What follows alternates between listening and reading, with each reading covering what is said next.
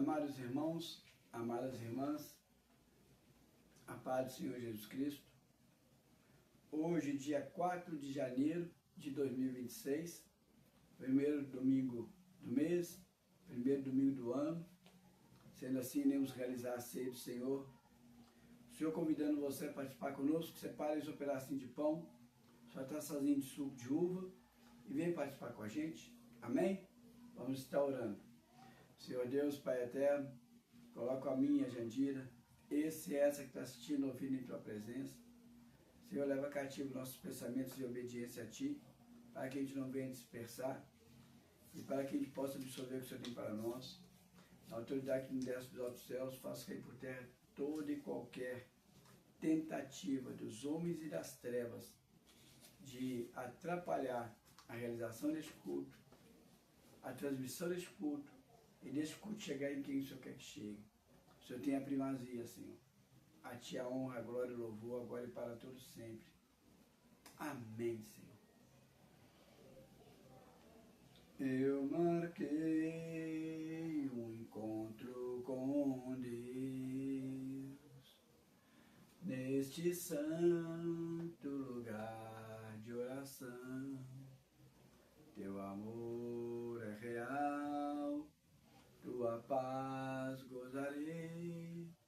Eu marquei um encontro com Deus. Santo Espírito, és bem-vindo neste lugar. Santo Espírito, és bem-vindo neste lugar. Onipotente Pai, de graça e misericórdia, és bem-vindo neste lugar. Deus está aqui, aleluia, tão certo quanto o ar que eu respiro, tão certo quanto a manhã que se levantará, tão certo quanto eu lhe falo e podes me ouvir. Deus está aí, aleluia, tão certo quanto o ar que eu respiro, tão certo quanto a manhã que se levantará, tão certo quanto eu lhe falo e podes me ouvir. Tão certo quanto eu lhe falo, tão certo quanto eu lhe falo, tão certo quanto eu lhe falo e podes me ouvir.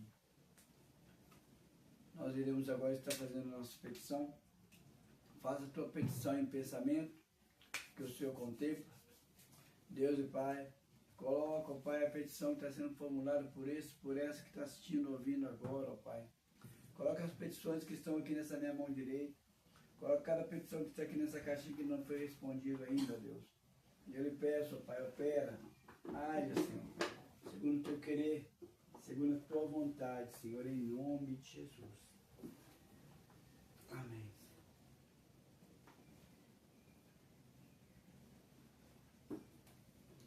A palavra que o Senhor me colocou no coração para trazer nesse primeiro domingo do ano é o rejeitar de Deus.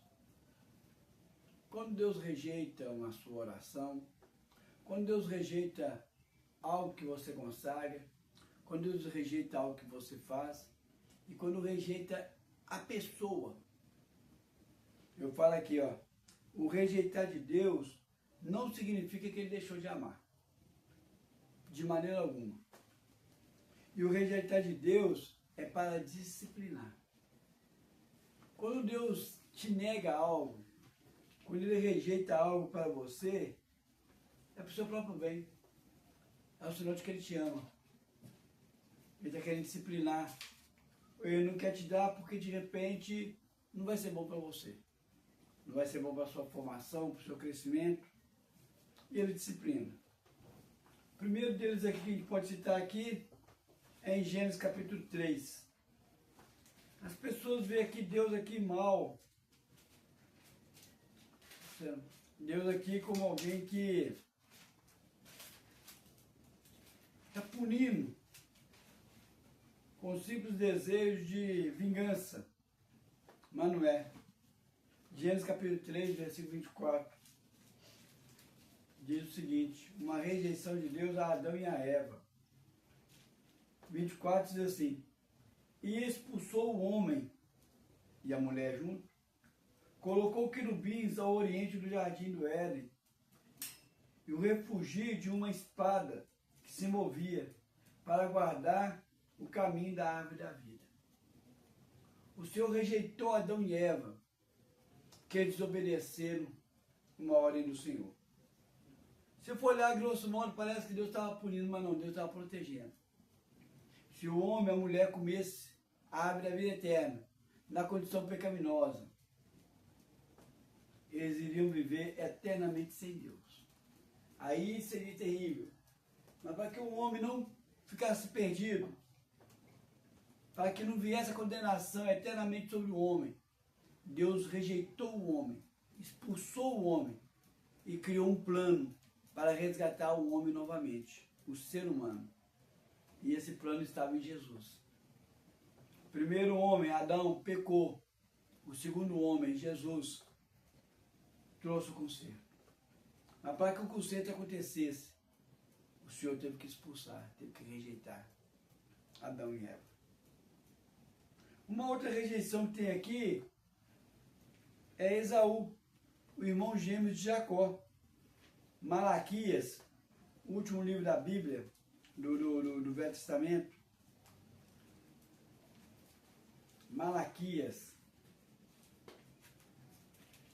Deus fala de uma maneira bem clara sobre a rejeição de Esaú. Malaquias capítulo 1, dos versículos 1 ao 5, diz o seguinte, Malaquias: sentença proferida pelo Senhor contra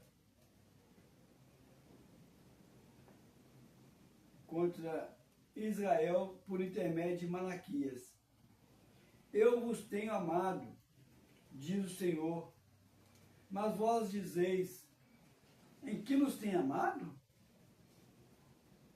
Não foi Esaú, irmão de Jacó? Disse o Senhor. Todavia, amei a Jacó, porém aborreci a Esaú. E fiz dos seus montes uma assolação, e dei a sua herança aos chacais do deserto. Se Edom diz, fomos destruídos, porém tornaremos a edificar as ruínas, então diz o Senhor dos Exércitos, eles edificarão, mas eu destruirei. E Edom será chamado terra de perversidade e povo contra quem o Senhor está irado para sempre. Os vossos olhos o verão e vos direi, grande o Senhor, tanto fora dos limites de Israel, também fora dos limites de Israel. Mesmo que tente edificar, eu vou destruir. Por quê? Porque Edom é a região onde habitou a descendência de Esaú. E por que o Senhor aborreceu? Por que o Senhor rejeitou Esaú? Porque Esaú, ele negou a primogenitude. Algo tão sagrado, por causa de uma lentilha, um prato de lentilha, ele vendeu a primogenitude dele para o irmão Jacó. Isso fez com que ele carregasse a descendência dele, carregasse por resto da vida a rejeição do Senhor. Uma outra rejeição está aqui. Saul. Aquele é Esaú, irmão de Jacó. Agora Saul, o primeiro rei de Israel. Está aqui em 1 Samuel. 1 Samuel, capítulo 13. Logo no início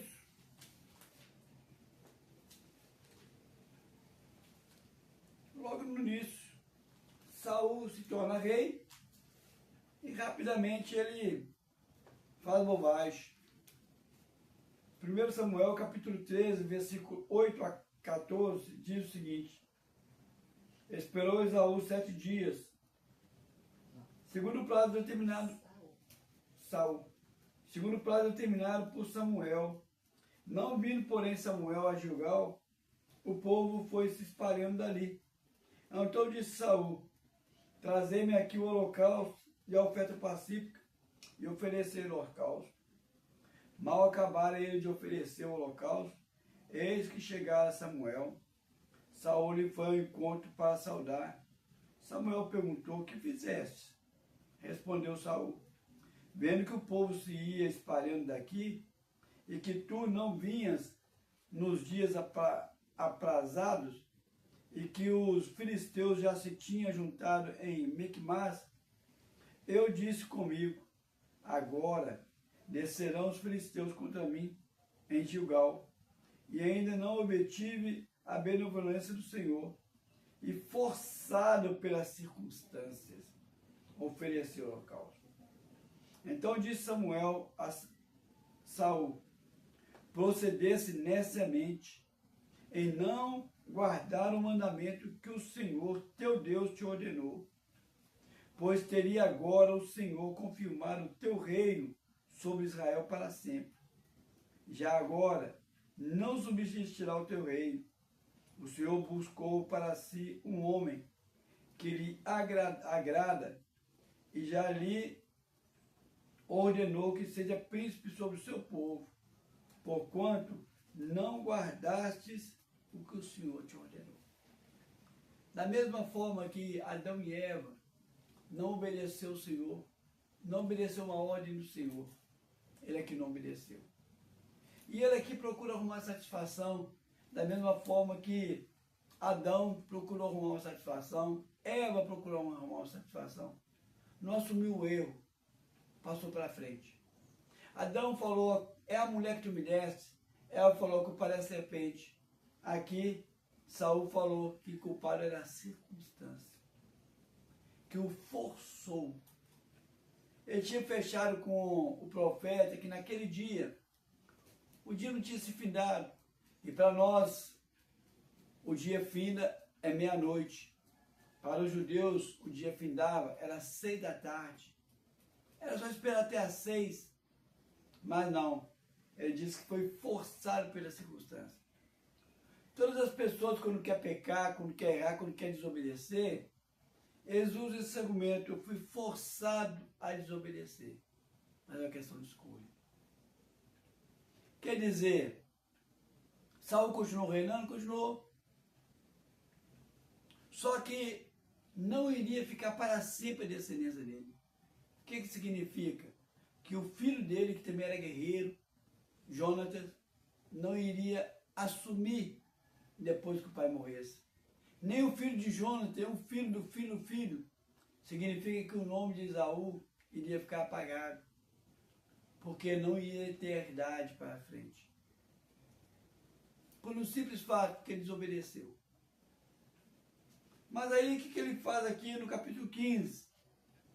Já mais na frente, quando Deus dá uma ordem para ele eliminar os amalequitas, fala que ele só elimina os amalequitas todinho. Aí no capítulo 15, versículo 16, quando Samuel vai encontrar com Saul, da batalha que ele ganhou, ele fala o seguinte, 16. Então disse Samuel a Saul: espera, e te declararei o que o Senhor me disse essa noite. Respondeu-lhe Saul: fala. Prosseguiu Samuel: porventura, sendo tu pequeno aos teus olhos, não foste por cabeça das tribos de Israel? E não te ungiu o Senhor rei sobre ele? Enviou-te o Senhor a este caminho e disse: vai e destrói totalmente esses pecadores, os amalequitas, e peleja contra eles, até exterminá-los.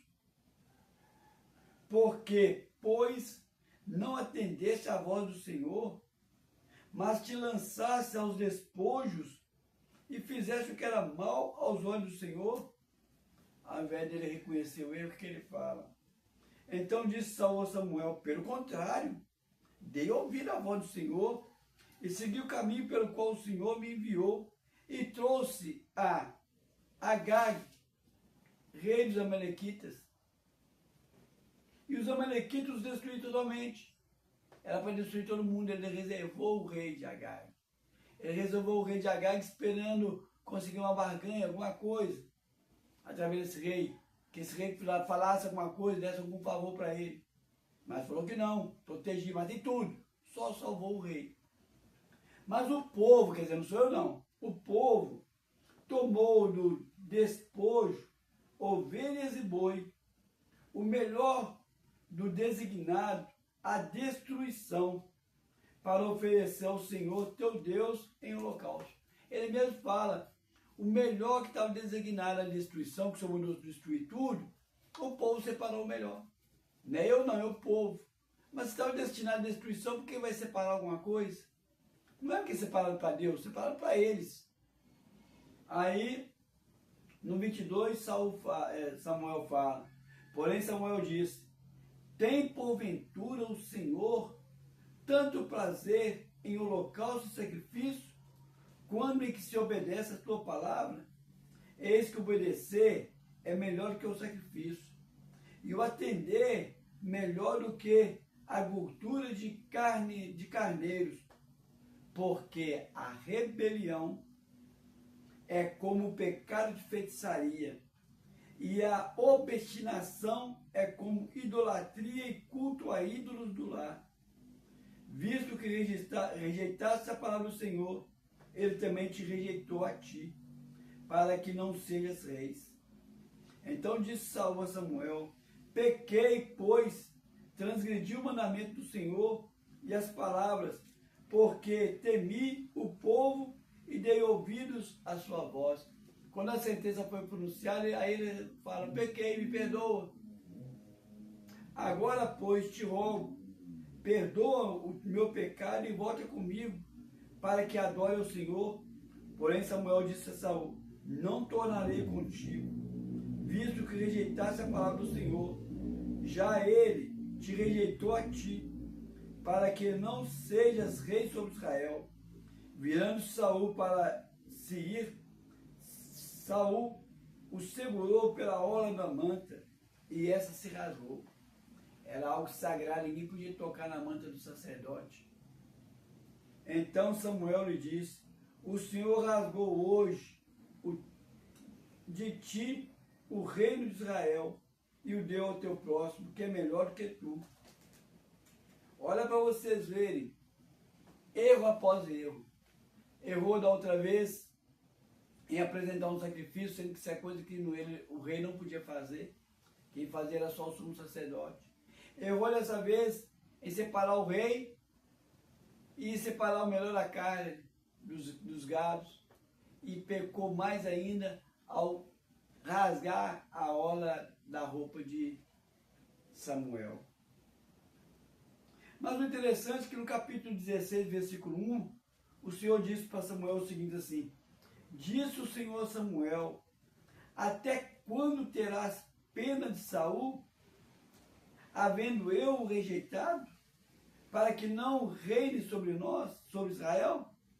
Enche um vaso de chifre de azeite e vem, inverti-ei a Jessé, o belemita, porque dentre os filhos dentre os seus filhos me proviu um rei.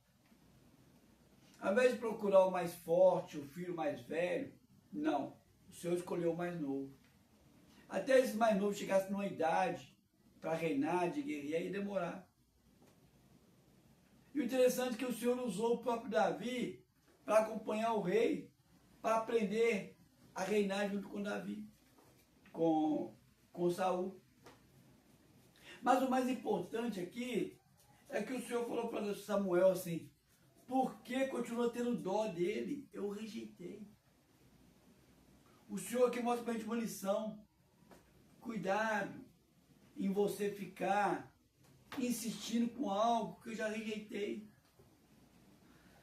Por que você está com dó?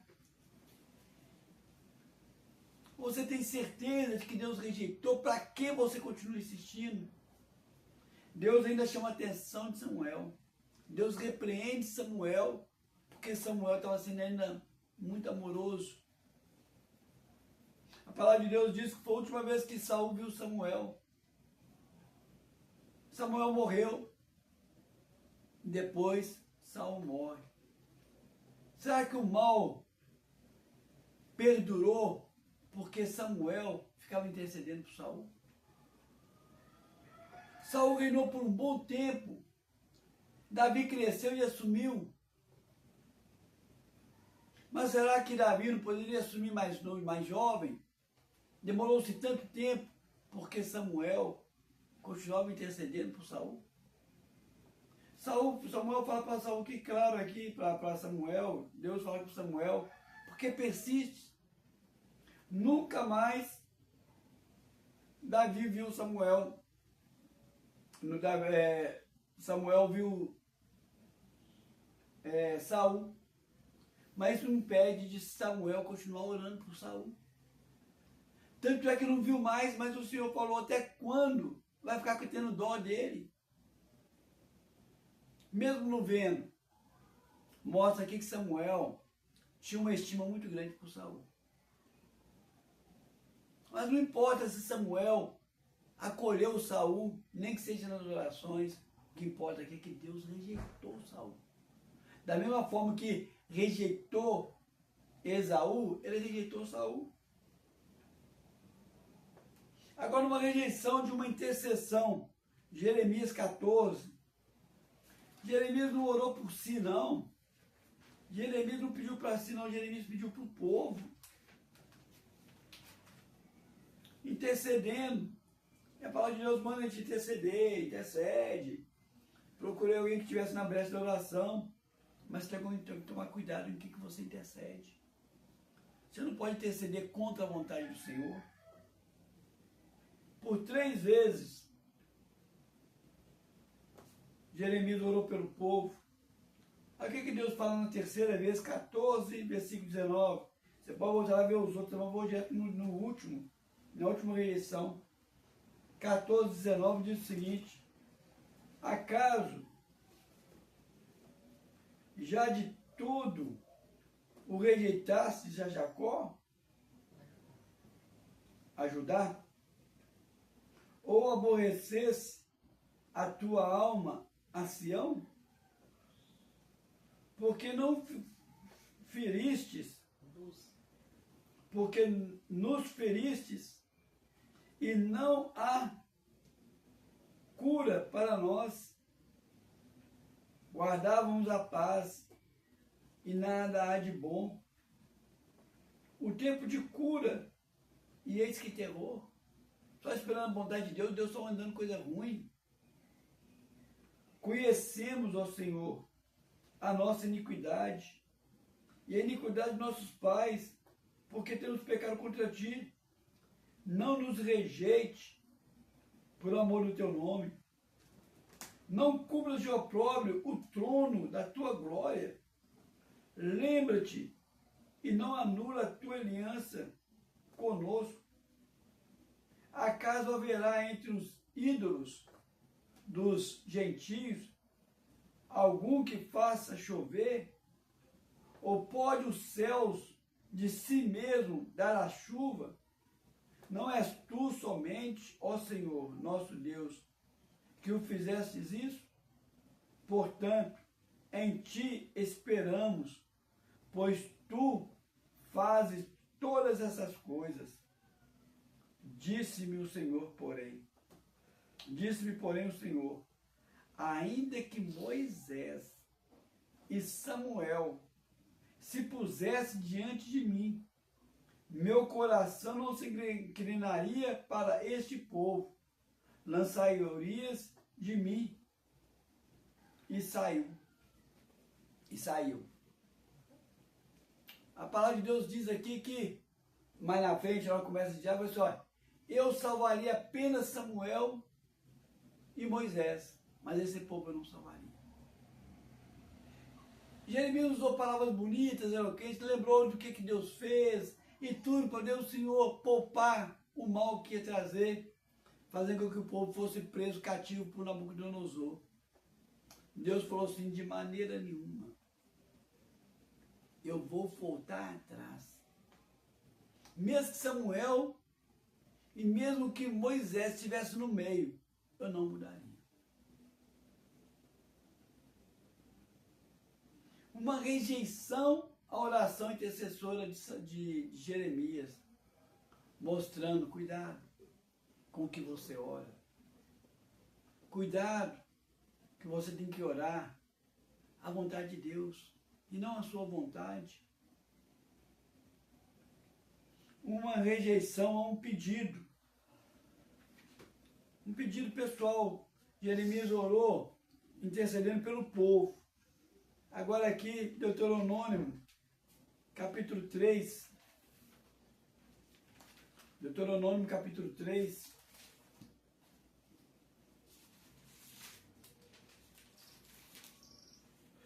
Nem tudo que você pede a Deus, Deus vai te responder. Muitas das vezes vai rejeitar a sua oração.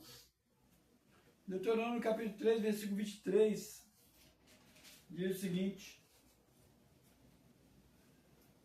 também eu, Moisés, neste tempo, implorei graças ao Senhor, dizendo, ó Senhor Deus, passaste a mostrar ao teu servo a tua grandeza e a tua poderosa mão, porque Deus não há no céu ou na terra que possa fazer segundo as tuas obras, segundo os teus poderosos feitos. Rogo-te que me deixes passar, para que eu veja essa boa terra que estás além do Jordão, essa terra, essa boa região montanhosa do Líbano. Porém o Senhor dignou-se muito contra mim, por vossa causa, e não me ouviu, antes me disse, basta, não fala mais nisso. O Senhor rejeita. A nossa oração tem que ser segundo a vontade de Deus.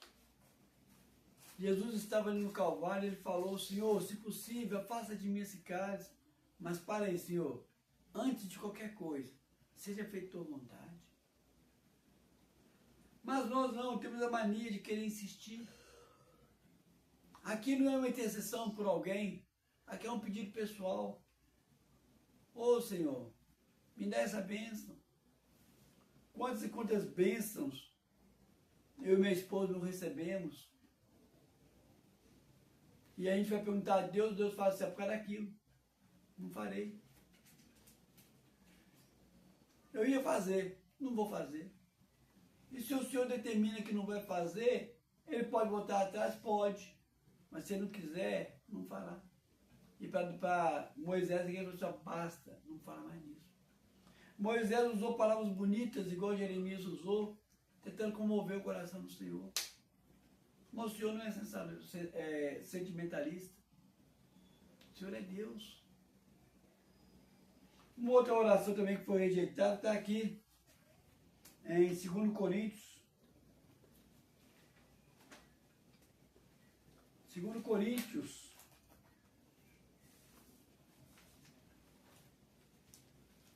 Capítulo 12. Um pedido de Paulo. Lá, Moisés queria ver a terra prometida. Paulo aqui ele queria ser curado. Mas Deus rejeitou curar. Paulo rejeitou. 12, versículo 7 diz o seguinte: e para que não me submergesse com a grandeza das revelações, Deus mostrou coisas tão poderosas para ele, foi-me posto um espinho na carne, mensageiro de Satanás, para me esbofetear, a fim de que eu não me exalte. Por causa disso, 3 vezes pedi ao Senhor que o afastasse de mim. Então ele me disse, a minha graça te basta, porque o poder se aperfeiçoa na fraqueza. De boa vontade, pois, mas me gloriarei nas fraquezas, para que sobre mim repouse o poder de Cristo. Dizem aqui que foi uma enfermidade nas vistas de Paulo, alguns historiadores. Paulo teve uma experiência tão forte que ele foi levado ao terceiro céu, conversou com Deus, ouviu coisas que ele não conseguia nem expressar com a mente humana, mas para que ele não se ensoberbecesse, para que ele não se sentisse o bambambam, Deus permitiu uma enfermidade sobre ele. E o Senhor não permitiu que essa enfermidade saísse. Não fala mais nisso. Agora, uma rejeição que está para acontecer no meio da igreja, constantemente, Apocalipse. Sempre está. Eu não sei se você já recebeu essa rejeição, ou se você está prestes a receber essa rejeição. O Senhor mandou uma carta para 7 igrejas. Cada igreja recebeu uma carta diferente. Apocalipse capítulo 3, a carta para a Laodiceia, ela fala algo muito forte. Essa rejeição tem acontecido no meio da igreja, e essa rejeição está para acontecer no meio da igreja. Não espero que você seja um desses que foi rejeitado, e não espero que você venha a ser rejeitado. Mas ele diz o seguinte, capítulo 3, versículo 14. Ao anjo da igreja em Laodiceia escreve, estas coisas diz o Amém, a testemunha fiel e verdadeira, o princípio da criação de Deus. Conheça as tuas obras, que nem és fria e nem quente. Quem dera fosse fria ou quente. Assim, porque és morno, e nem és quente nem frio, estou ao ponto de vomitá-lo da minha boca, rejeitá-lo. Pois dizes, estou rico e abastado, e não tenho precisão de coisa alguma. E nem sabes tu que és infeliz? Sim. Miserável? Sim. Pobre, cego e nu. Aconselho-te que de mim compres ouro refinado pelo fogo, para que te enriqueças. Vestiduras brancas para que vista, a fim de que não seja manifestada a vergonha da tua nudez, e colírios para ungir os olhos, a fim de que vejas. Eu repreendo e disciplino a quantos amo. Sê, pois, zeloso e arrepende-te. Eis que estou à porta e bato. Se alguém ouve a minha voz e abre a porta, entrarei em sua casa e cearei com ele e ele comigo. Ao vencedor dar-lhe-ei sentar-se comigo no meu trono, assim como também eu venci e me sentei com meu Pai no seu trono. Quem tem ouvido para ouvir, ouça o que o Espírito diz à igreja. O que quer dizer esse morno? As pessoas dizem que a água morna, quando ela vai no estômago, ela provoca enjoo e ela provoca náuseas.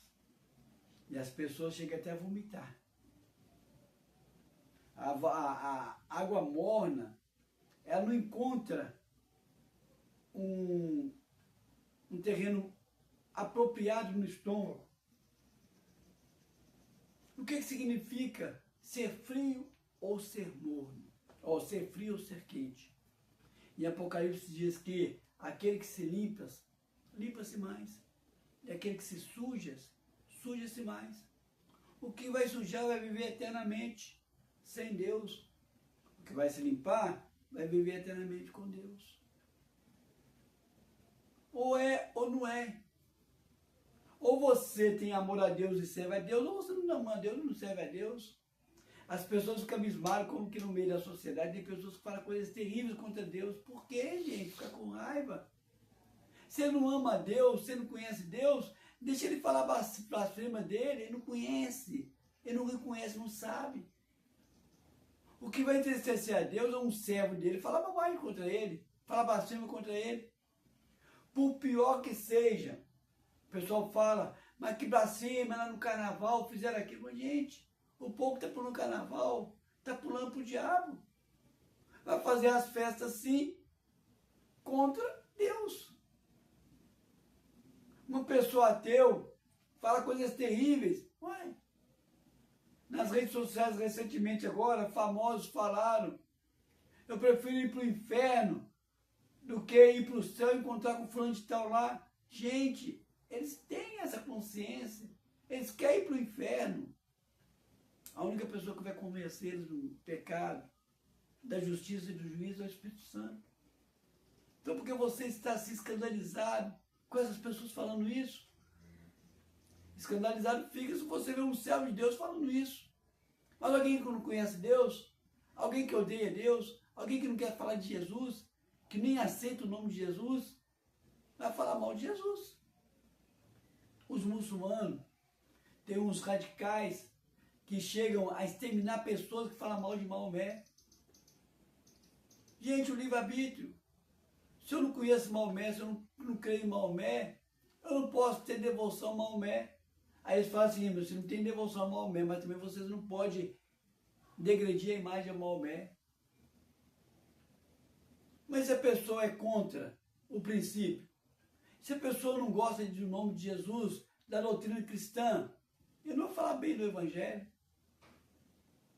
Então eles são radicalmente frios. E o que espera daqueles que são altamente quentes? Louvor, adoração, obediência. O que não obedece, que não conhece Deus, vai ter desobediência. É quente ou frio. E o que é o morno?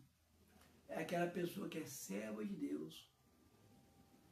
Passa uma roupagem de servo de Deus, mas a prática deles está ligada àqueles que estão lá no frio.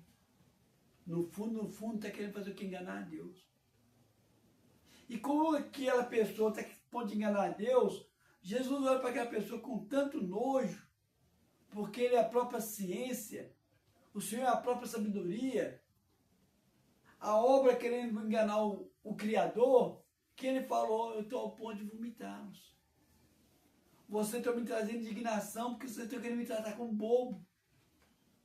A intenção do teu coração é maligna e você sabe que é maligna.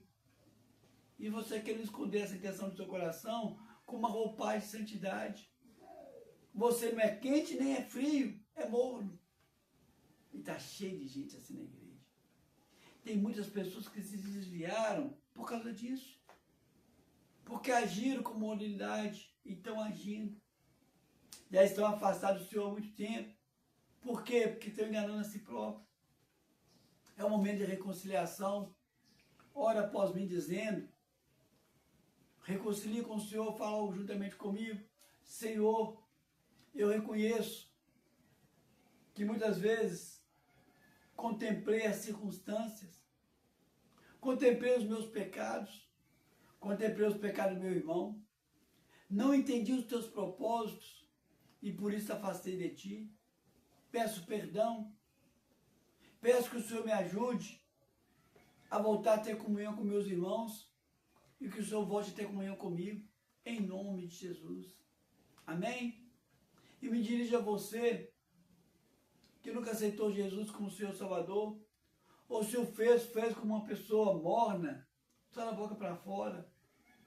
Ora comigo agora dizendo, você diz o seu nome, eu digo meu nome, você diz o seu. Eu, Carlos, você diz o seu nome, reconheço que muitas vezes, por pensamentos, por palavras, por atitude e até por omissão, eu entristeci o coração de Deus. Peço perdão agora. Também reconheço que eu não consigo conduzir minha própria vida, quanto mais ser espelho para as pessoas que eu amo. Por isso coloco a mim, tudo que eu tenho, tudo que eu amo, aos teus pés.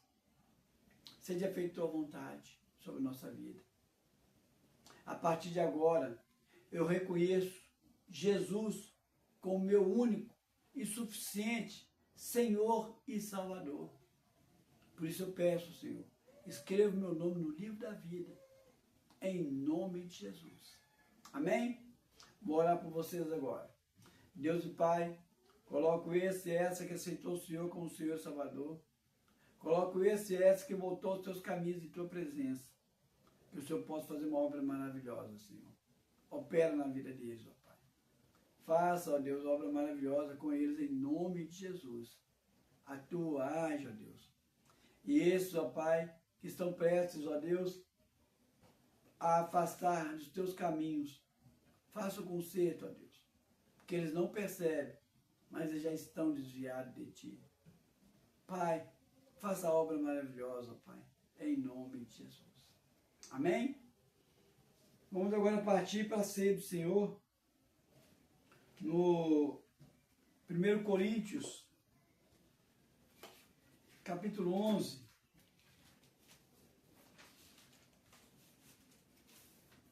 Paulo faz um concerto aqui.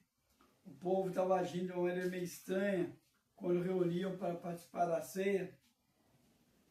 Aí Paulo relembrou eles dizendo, 11, 23, porque eu recebi do Senhor o que também vos entreguei, que o Senhor Jesus, na noite em que foi traído, tomou o pão, e tendo dado graça, o partiu e disse, isso é o meu corpo, que é dado por vós, fazei isso em memória de mim. Por semelhante modo, depois de haver ceado, tomou do cálice, dizendo, este cálice é a nova aliança no meu sangue. Fazei isso todas as vezes que bebedes em memória de mim.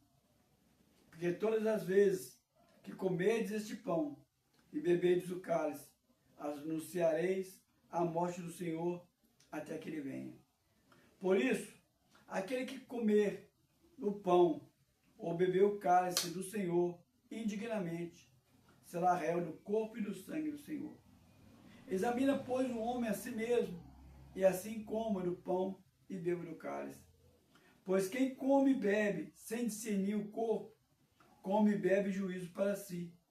Eis a razão, porque há entre vós muitos fracos, doentes, e não poucos os que dormem.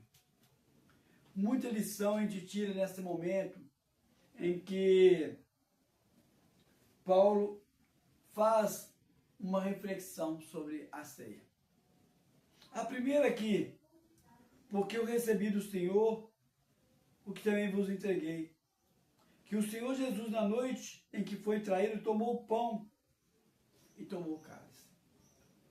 Por que ele pegou o pão e o cálice? Os judeus receberam uma ordem eterna de celebrar a Páscoa.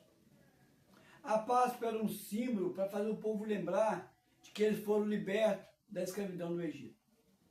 Até mesmo quando eles estavam presos, escravos pelos babilônicos, muito tempo depois, eles faziam a Páscoa lembrando que foram libertos do Egito. Mesmo depois que eles foram libertos do domínio babilônico, dos Medo e Persa, e voltou a ser livre, continuaram fazendo a Páscoa lembrando que foram livres do Egito. Mesmo depois que eles caíram nas garras dos romanos e se tornaram súditos dos romanos, eles faziam a Páscoa lembrando que foi liberto dos egípcios. E aquela libertação deles lá dos egípcios, do faraó, nutria neles um desejo da libertação contra Nabucodonosor, contra os sírios, contra todas as nações que dominavam eles. Os romanos, os Medo-Persa. Porque uma vez o Senhor libertou, vai libertar de novo. E ali tinha uns elementos, vários elementos formando a ceia. Era reunida a família e todos eles tinham que ter todos os elementos tinha que ter uma erva, tinha que ter um pão sem fermento, tinha que ter tudo. Na hora que o Senhor estava para ser morto, ele mandou realizar a última ceia e colocou todos os elementos ali e reuniu somente com os 12 discípulos. As pessoas perguntam assim, por que com os 12 discípulos? Não estava presente a mãe dele, não estava presente o Lázaro, amigo dele, Marta, Maria. Não estava pensando tantas pessoas, Nicodemos, José de Arimateia, somente os 12. Estudiosos dizem que a Páscoa dos judeus era realizada somente entre os judeus e aqueles estrangeiros que agregavam ao povo judeu. Mas a Páscoa de Jesus, não. A Páscoa de Jesus, não basta você aceitar Jesus como Senhor Salvador. Você tem que fazer parte do grupo seleto.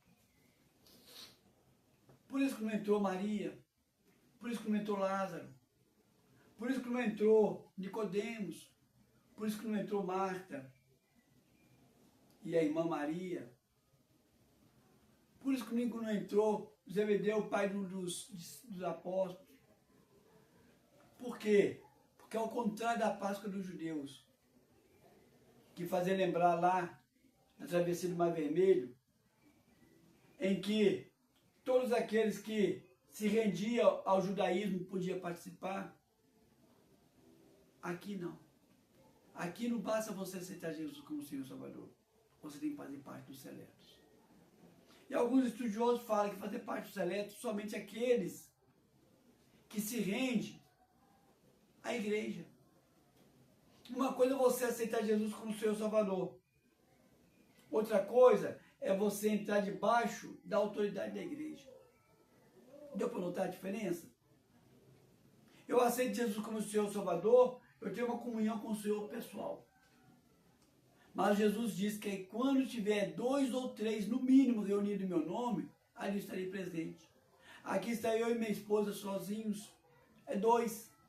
Com você, 3. Se tem 2 ou 3 pessoas, ali está a representação da igreja. Mas para mim fazer parte da igreja, eu tenho que batizar. O Senhor Jesus falou que aquele que não crê e não for batizado, será condenado. Mas aquele que não crê já está condenado. Mas o batismo é uma das condições, não a mais importante. E as pessoas falam, para que eu vou batizar? Para que eu vou me tornar? Para que eu vou para a igreja? Para que eu vou? Não, é necessário. Porque muitas das suas bênçãos só vai acontecer na igreja. Muitas das suas bênçãos só vai acontecer se você batizar. E você só se torna responsável para com a igreja. E a igreja só se torna responsável para com você depois do batismo.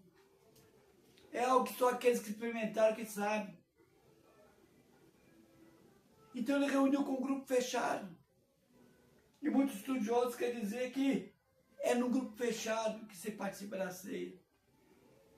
E ali tinham vários elementos. Daqueles elementos pegou 2. Pegou o pão e pegou o vinho. O pão representando o corpo dele, o vinho representando o sangue. Por quê? Porque já não seria mais lembrado a libertação do povo lá no Egito. Ia ser lembrado uma libertação muito maior. Que Jesus na cruz do Calvário iria libertar toda a humanidade que se rendesse a ele. Porque ele absolveu todo o pecado de toda a humanidade. Então, os elementos já mudou. Um elemento representando o corpo dele, o outro elemento representando o sangue dele. Já não é mais o Egito, já não é mais o cordeiro lá, o cordeiro já estaria sendo imolado. Ele seria o próprio cordeiro e ele seria o sacerdote que iria se sacrificar a si mesmo. Então os elementos seriam somente esses. E ele fala, é algo tão sagrado que as pessoas estão fazendo de maneira indigna. Por isso está aparecendo muitas pessoas doentes, fracas e dormindo. Fraca é aquelas que caminham com dificuldade. Doente é aquelas que caminham no evangelho cheio de problema. E dormindo é aqueles que desviam o caminho do Senhor. Por que fazem isso? Porque fazem indignamente. para que não venha ficar doente, para que não venha enfraquecer, para que não venha adormecer, é só um grupo seleto, é só aqueles que se batizam. Agora, se o Senhor convida você que não batizou ainda a participar da ceia, aí é outros 500, é o Senhor te convidando. É o Senhor chamando você para fazer parte desse grupo seleto. Quem sou eu para falar o contrário? Mas em via de regra em geral, a pessoa tem que batizar e tem que ter comunhão com uma igreja. Você não tem que batizar simplesmente e ficar andando a ermo, não. Você batizar e tem que estar encaminhando com uma igreja. Tem pessoas que acham que hoje em dia nós estamos desviados. Não, nós somos igreja. Nós estamos reunindo aqui entre nós dois e o culto online. Podem até duvidar, mas nós somos igrejas. Nós não estamos desviados. Você não pode ficar desviado, você tem que congregar. Então você tem que batizar, que é a primeira condição, e a segunda você está em comunhão com uma igreja local. Aí sim participemos. Mas ele fala outra coisa muito profunda. Examina-te, pois, cada um. Para que, se você tiver alguma coisa errada para fazer, se você pecou em alguma coisa, você consertar com Deus e participar da ceia. Você está consagrando agora o elemento. Levante o seu copo, sua taça de suco de uva. Levante o seu pedaço de pão e vamos orar. Deus e Pai, coloca, Senhor, este suco de uva. Coloca este pão em tua presença. Coloca o suco de uva e o pão do irmão e da irmã que está assistindo ao vídeo em tua presença. Na autoridade que me desse dos altos céus, eu faço cair por terra essa propriedade natural e que no mundo espiritual seja visto o sangue e o corpo de Cristo. Ao comermos e bebermos, haja cura em nosso corpo físico, cura em nossa alma e o fortalecer do nosso espírito. Em nome de Jesus. Vamos agora participar juntos de uma única vez, mas antes de participarmos, vamos tirar um minuto de reflexão, pedir perdão a Deus pelas nossas faltas. Vamos tirar um minuto.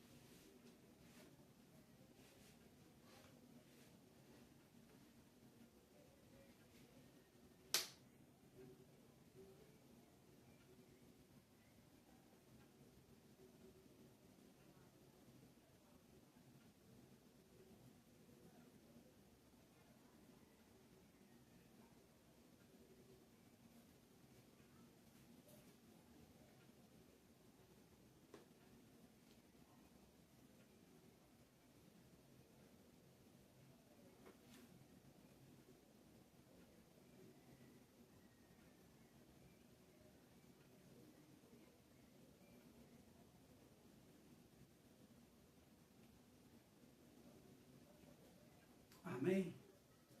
Agora juntos, comamos e bebamos em nome de Jesus.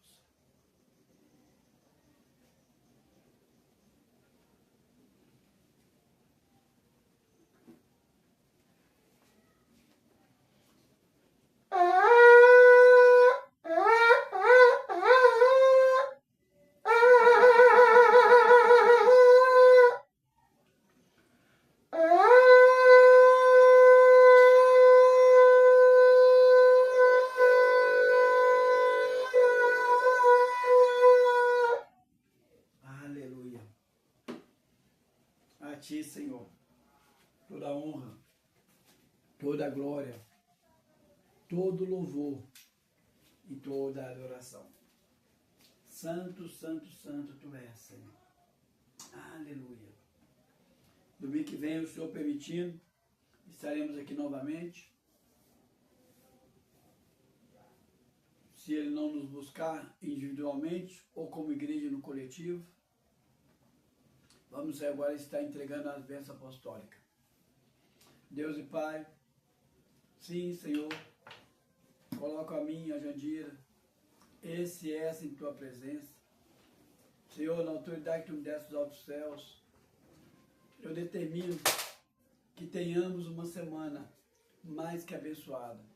Que o Senhor possa, Senhor, estar nos abençoando nessa primeira semana deste ano, com bênçãos sólidas, para que a gente possa comer do melhor dessa terra durante todo este ano.